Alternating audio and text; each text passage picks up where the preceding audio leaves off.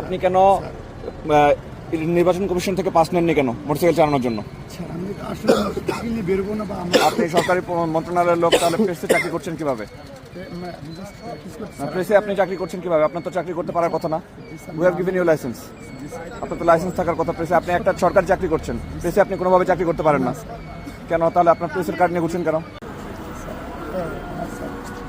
আপনি যেটা করেন না কেন ভাইয়া? ব্রিগেডিয়ার মেজর জেনারেল পুলিশের দেশ না না না ভাইয়া, এটা হচ্ছে আপনার আপনাকে তো না, আপনি ব্রিগেডিয়ার সাহেব বলেন, মেজর জেনারেল সাহেব ঠিক আছে, সবই ঠিক আছে, বাট আপনার যে চলাফেরা করছেন আপনার সেই পাঁচটা আপনার এগুলো থাকতে হবে স্যার। বৈধ হইতে হবে আর কি। আপনি বৈধ আইডি কার্ড ছাড়া আপনি বলতে পারতেন না স্যার আমার আইডি কার্ডের মেয়াদ শেষ হয়ে গেছে বা ongoing process হতে পারে। এই যে অনেকে বলছে আমাকে, বলে ভাই আমার আইডি কার্ডটা আমি নতুন কালকে সকালে দেওয়ার কথা কিন্তু আজকে দেয়নি, ক্লিয়ার।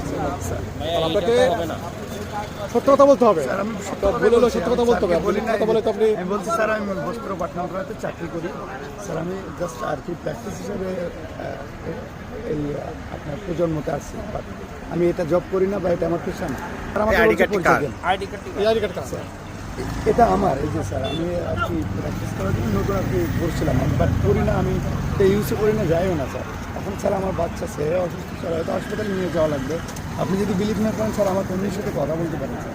না, আপনার ফ্যামিলির সাথে কথা বলাটা আমার যত না, কারণ সত্য পরিচয় দিলে তারা আপনি যদি সত্য পরিচয়টা দিতেন বলছি তাহলে স্যার, বেয়াদবি মাফ করবেন। যে মুসলিম হিসাবে, এজ এ ব্যক্তি হিসাবে আপনাকে প্রথম হলো পরিচয়, আপনার সত্য পরিচয় দিতে হবে। আপনার এই যে মানুষ হিসাবে আপনারা খেতে বলছেন, অবশ্যই স্যার, যত আপনি মিথ্যা পরিচয় দিবেন তত আপনি যে ফলসে পড়ে যাবেন। অবশ্যই স্যার, সত্য পরিচয় দিলে স্যার অথবা স্যাররা একটু দেখবে আর কি, কিন্তু আপনি প্রথমেই স্যার কাছে মিথ্যা পরিচয় দিবেন। স্যার আমি